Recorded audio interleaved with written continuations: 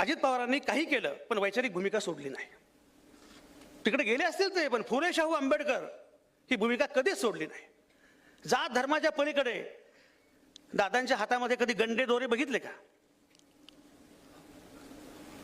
हे शिका तुम्ही लोक. हा बाबा तो बुवा,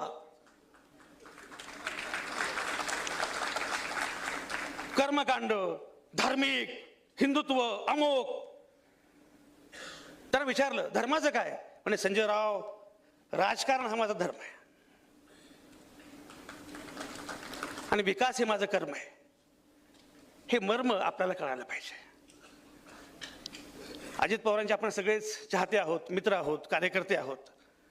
या शहरामधला असं एक जणही नाही की ज्याला अजित पवारांनी घडवलं नाही किंवा स्पर्श केलेला नाही. आपण सगळेजण हा वारसा पुढे नेण्याचा प्रयत्न करू. एवढी श्रद्धांजली आज वाहतो. धन्यवाद.